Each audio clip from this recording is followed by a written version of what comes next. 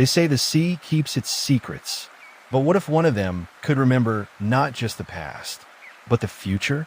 What if she lived, not just to survive, but to understand everything? Can a creature without bones teach us the deepest truths about memory, time, and letting go? She was born beneath a rock shelf off the coast of Lembah, Indonesia, a place known to divers and dreamers as the nursery of the strange. Tiny, transparent, no larger than a drop of rain. Her name was Anomaly. She had no mother, no warmth, only instinct and something else, a strange flicker inside her tiny, pulsing body, as if she was already remembering things that hadn't happened yet. Unlike most creatures, Anomaly's brain wasn't in one place. She had one central brain, yes, but in each of her 8 arms, nestled in her nerves, lived 8 more brains, 8 independent decision-makers. She could hunt with one arm while hiding with another. One arm could explore a shell, while another learned how to open it. And even more strange, if one arm was cut off, it could move on its own. It could solve problems, escape. It could remember. Science didn't understand how. When researchers first sequenced the octopus genome in 2015, what they found shocked the scientific world. An octopus doesn't share common ancestry with intelligent animals like whales, dolphins, or apes. Yet its genome held over 33,000 protein-coding genes, more than humans. One scientist called it, as if it came from another planet. Anomaly didn't know this, but she felt it, in how the currents bent toward her, in how the crabs froze before she struck, in how her skin whispered secrets when light touched it. Her first memory, or perhaps her first vision, was of death. A barracuda, fast, merciless. She didn't run. She became the sand. Her skin changed color, texture, and even shape. Instantly, muscles beneath her skin shifted like liquid mirrors.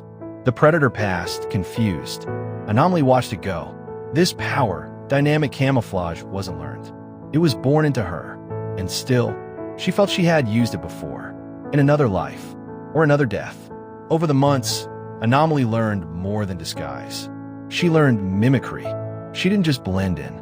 She pretended to be a lionfish, a sea snake, even a flounder. Posture, movement, threat level, she memorized them all. And not by watching, but by feeling. Each mimic felt like a memory, one not her own. Could she have remembered mimicry before she ever learned it?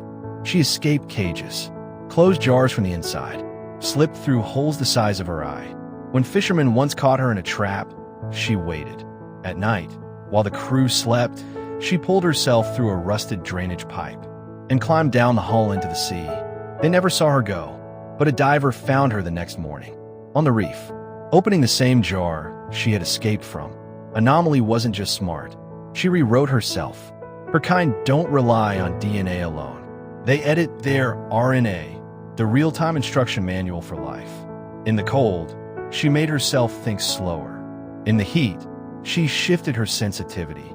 In danger, she rewired the part of her mind that felt pain. Scientists didn't believe this at first. But in 2017, researchers discovered that octopuses can recode up to 60% of their brain function on the fly. She wasn't reacting. She was modifying, a living biohacker with no teacher. Sometimes she slept, but not like fish, not like people. Anomaly would color shift, her body flickering as if she were mimicking her own memories. Scientists watching her kind noticed this too. REM sleep, color changes, twitches, dreams. But what was she dreaming of? Past hunts? Or something still to come? She grew, older, wiser. Then one day, she met another of her kind. They touched arms, tasted each other, shared a current of something deeper than instinct. They mated, and he died, not in violence, but in biological surrender. Octopuses are programmed to die after mating. It's called semelparity, one reproductive event, then death. And soon, it would be her turn too, but not yet.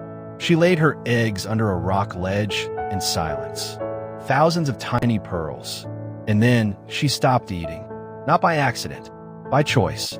Even when shrimp passed near her mouth, even when her arms shook with hunger, she let herself starve because the eggs needed her. Scientists have tried feeding captive mothers. They refuse food. Something in their biology activates a self-destruct code, a command to sacrifice all for life. Her body was fading, but her mind clearer than ever. She reached out one final time to touch her eggs. One hatched, then another, tiny octopuses, just like her. And in that last breath, she saw something strange, a memory of herself swimming through future oceans, in other forms, in other dreams. She didn't just remember her life. She remembered the possibility of life. And then she was still. She was never meant to live forever. But maybe she didn't have to, because in the arms she gave, the thoughts she reshaped, and the dreams she passed on, Anomaly never really ended. What if your greatest power wasn't a fight, but to let go? The life of Anomaly, the octopus who remembered not just the past, but the future, reminds us that strength is not always about survival, but about sacrifice, change, and letting go. She starved so her young could live, rewrote herself to endure, and passed on her dreams as her final gift. Her story whispers that perhaps the truest legacy we leave is not in how long we last, but in what we give of ourselves to others. If an octopus can surrender everything for the future, what does it mean for us, who love, dream, and hope to let go with grace? Subscribe to Nature Told Me for more untold wild stories.